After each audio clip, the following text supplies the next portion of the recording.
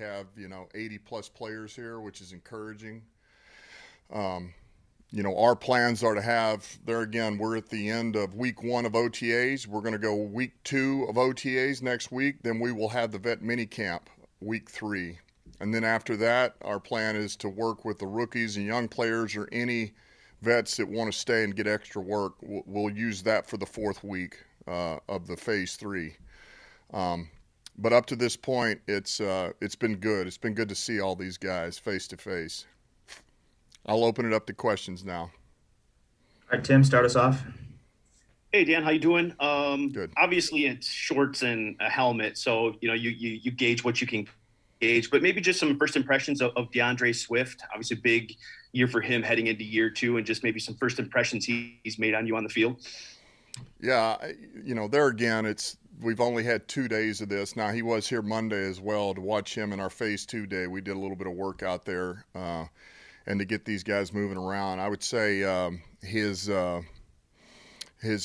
twitch and his quickness definitely shows up. It was a breath of fresh air to see it. And so, look, I said this from day one. We're excited to be able to work with him. We think he's got a lot of talent, and he's got so much room to grow. And to have Jamal in there with him, I think will do wonders. But obviously to be with Deuce, I think Deuce is going to pull the best out of this kid. He's going to really grow. So we're excited about him. So Justin next. Early in the offseason, Dan, there was this letter from the players and maybe a thought that they weren't going to be doing any of these voluntary activities. Obviously, that's not the case. And I'm wondering what kind of conversations and maybe concessions did you make with your staff to kind of draw the crowd that you did, and what if anything are you gaining or losing in these sessions that maybe under normal circumstances you would have had? Well, yeah. Look, I think that there was things that I was already going to do anyway before we even this came up. I would say this: I had talked to players, and I had talked to some of the leadership on this team, some of the guys that were here, and some of the guys that we had brought in as free agents, and the best way to put this is, look, guys, what do we want this to be? Not just them, but us. What do we want this to look like? What are we willing to do? And so I would just say, man, they're almost all of them are here. And to me, that sends a message loud and clear that at least they've taken the first step. They've taken the first step, and that tells us as coaches, like, you know what, they are committed. This is something that they want to do, and they chose to be here because it's voluntary. There was things we were already going to do, and look, there'll be things you'll see today that are very much like the vet mini camp. There's a lot of stuff. We're really not doing any teamwork. We are doing walkthrough against each other, but really for the most part, the only thing we have true competitive nature against each other is 7-on-7 at the end of practice. And this day we will go full speed for basically 10 reps, and that's it. Everything's been up to that point. The 7-on-7 of day 1 was a kind of a jog through. And then we jogged through half of the 7-on-7 yesterday and then ramped up the last half. And then today will be full speed. So we've just worked ourselves into it, and just getting these guys acclimated, getting them used to our system, the scheme, working to each other. But just to get around myself, get around these coaches, around Anthony Lynn and Phip and AG, and to be able to just, let's start to build a relationship. Let's start to mesh. Let's start to figure out how to work together. And, all I can say is this is the first step. And these guys are willing to take the first step. And to me, that speaks volumes. It does. So this leadership and these players, they wanted to do this. They wanted to be here, and they're here. Thank you, Dan. Go to John Neo. Hey, Dan, I wonder, we've heard you and Brad talk about, this is supposed to be fun, right? And I wonder how you, as a head coach, go about reinforcing that and maybe making sure the players are feeling that, especially, first impressions, et cetera, while still getting the work done. Yeah, well, I think we're just being ourselves. I think everybody that I've hired here they're just being who they are, man. They know how to demand a lot out of the players, but they also know how to tell them when they're doing a good job. And I think that's what they do well. And so, the trick is always, man, how do they how do you get them to work where they don't even realize they're working? Well, you make it as competitive as you can, but yet still be smart about it, because just about every player that's up here is, if you're at this level, you're probably pretty competitive. And so you put them in a competitive environment, and even as small as it can be, man, they can't help themselves. The juices start flowing, and they just want to be better, and they don't want to be the guy who gets beat by somebody, or it doesn't matter what the competition is. And so I think you just, there's small things in there. Even, Dave Phipps drills, some of he does, you're rounding a bag, first one to round the bag 5 yards and come back. It's a punt return drill, or it's a punt cover drill. And it's just, but it's nothing like you're running 50 yards downfield. It's just small, competitive, small area. And I think that stuff makes it fun. And guess what? They're getting work out of it. They're getting better. John Macaroon. Hey, Dan, good morning. Morning. I wanted to follow up with what Justin was asking. Are you guys committed to the full 10 practices? Because you see across the league, some teams' rosters have asked coaches to cut the practices from 10 down to 3. So are you guys committed to the full 10, and have your players potentially asked to maybe have maybe a slight reduction? Yeah, no, we had talked about all this, and so there again, the best I can tell you is that they want to be here, and we're having 4 weeks of this, and there again, it's like I said, we're basically having 3 weeks, 2 weeks of OTAs, and then the vet mini camp, and that last week the focus will be on the young guys, the rookies, young guys, and any vets that want to stick around. Okay, but have the players asked potentially to limit it from 10? The players didn't ask for any of that. Okay. Like, we only want to be there 2 weeks. We only want to be there 5 days. They didn't ask for that. Okay, thank you. You bet. Brad Galley.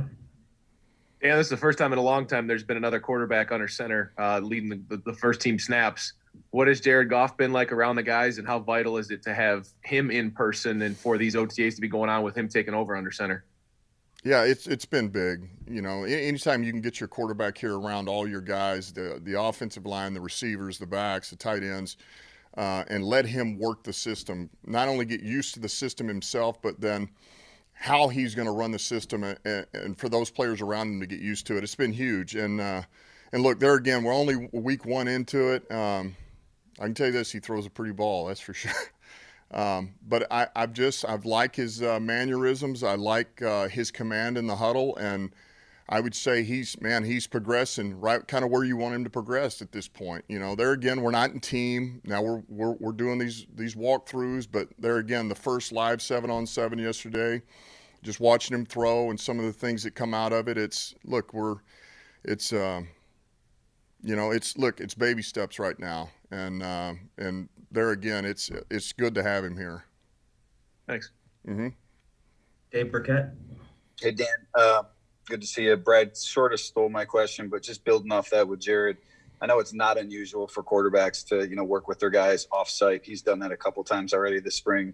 What does that tell you, A, about his leadership, and then B, how far are those guys in terms of knowing the playbook? Like, how much advanced have they gotten to what you normally would be installing right now? Yeah, I would say it helped a little bit. It certainly did, because he had part of the system back in LA, and he had those guys come out, and so they had already begun to implement it a little bit, and so it wasn't 100% starting from scratch. That on top of the fact we've been doing these Zooms, but it helps. I mean, it at least gets you a jump start into the first week. Basically, you're not coming in here and having to just stop and literally teach just every small thing and go as slow as possible. At least you have an understanding of, all right, here we go. Now all we need to know is how's the cadence going to go as far as it works with the offensive line and those things. But it certainly helped. You can tell that they had an idea walking in of what it needed to kind of look like, or what we were calling things. And so it did. And that's a credit to him and those guys. I mean, they're willing to go out there and work with him, on their own time. That says a lot, I think, about the guys we have on this team. And then just one follow-up, that week 4 of, this phase 3 period, you could have, vets in, and I know they still can be in, but can you just explain why you, limited that, or why you changed that to the, the way that you did? Yeah, I just think it was, for us, of course, I'd love to have them the full 4 weeks, but I think it was, for me, it was a way to, hey, man, let's get them in, get them an introduction to what we're doing. We can be smart, But we've got so many young guys on this team that need so much focus as well that it to me it just seemed kind of logical. It's like, look, man, if we can get 3 good weeks out of these vets, and then, you know, we go with the young guys or anybody that wants to stick around, let's do that. You know, look, when everything first happens, you know, you just don't want to lose out on everything. And so, to me, it was like, look, what can we get accomplished with in 3 weeks, and then, look, anybody who wants to stay for a 4th week, knowing we'll have the young guys, let's do it, you know. And so, look, we're good with it. We're putting in our whole system. It's going to be a crash course in 3 weeks for all these vets. And so we're throwing the book at them right now and see what they can retain. Thank you. Yep. Let's go 2 more, starting with Kyle. Hey, Dan. There's a lot of interest in your offensive line and what those guys are going to look like this year. No pads this week, no hitting. I'm just curious where you're at with those guys, what you're looking for from them this week, just without the physical element of the position. Yeah, I think with those guys, honestly, my first thought with those guys is, and really with the interior D linemen too, is, man, them like training together, man, knowing they're working out together, they're lifting weights together. And that's one. And two is being in there with Hank, you know, being in there with Todd Wash. You know, I kind of throw those guys in the same box. I'm talking about the O-line, the interior D-line. And so to be in there and start to, man, they're getting the system together. They get the calls, what we're wanting to call them between Aylin and myself, and then some of the carryover that Hank's had in there. And then to be able to work together, you know, for example, somebody like Sewell, like I think it's one thing to be able to get him out there and get him his reps, his one-on-one reps, fundamentally, you know, his individual time. But to be able to work with those other guys and watch how they do it and to train beside them, and then to be able to work with the right guard, to be able to hear Frank and his calls, you know, where we're miking, where we're going to. Is Frank working my way? Is he not? Is the guard got me? You know, I think those things are huge, man. The faster, I think more than any other group, the faster your offensive line can learn to mesh with each other and work together, I think you're able to solve a lot more problems that much quicker. And so I just think I think it's big. I think to be able to work together and do fundamentals is huge for those guys up front. You can get your work done with the big boys without having to bang all the time. Just as a quick follow-up to that, you didn't have Sewell here for the rookie minicamp. How has he looked now that you've had him in camp? Yeah, I mean, look, he looks like a rookie. You know, he looks athletic. I will say this: I never thought Sewell could look small, but when you see him next to Decker, he doesn't look quite as big. But he's a big human being. But he looks like what you would think he would look like. Man, he's got talent. He's hungry. He's aggressive. And so he's just there again. Just, man, let's center back to calm down. Watch how everybody does it, man. You know, watch the flow. Watch your footwork here. Take your steps. Watch the cadence. You know, listen to these things. And so even in 3 days, you see him improving already. And so that's all you can ask for right now. So it's good to have him here and to be with those guys. It's exactly what you want. Thanks, Tim. Mm-hmm. All right, last question, Eric Woodyard. What's up, Dan? How you doing, man? Good.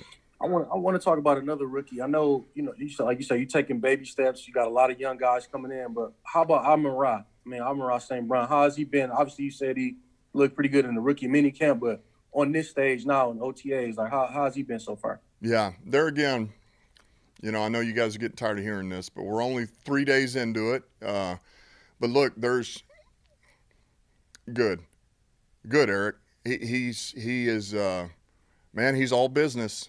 For a rookie, he's all business, and you can tell he's very focused. He's very detail-oriented for a rookie. He listens to what L's telling him. I feel like he knows the playbook pretty good to this point. And there's just things about him you see, and you're like, okay, there again, he's a football player, and so he definitely has taken this serious, and we know he's got some ability, but I would tell you he's growing. He really is, and not just growing in the receiver room. Like there's things he's doing in Dave Phipps' area of the field, the special teams, that you're like, okay, this is pretty good. So I think he's right on track. He just keep growing and small steps every day, but it's been a good week for him. Is that mindset rare for a rookie? I mean, I know, where he come from, his brother and his family, but just that mentality, that mindset, do you see that in a lot of rookies, or is that kind of rare to be that focused coming in? I hate to call it rare, but I don't think I don't think you see a lot of it. All right. It's just, and a lot of it's not anybody else's fault. Sometimes they just don't know, right? They don't know. They come in and they don't even know what it takes. They don't know what it's supposed to look like. But this kid, you can tell, has been around.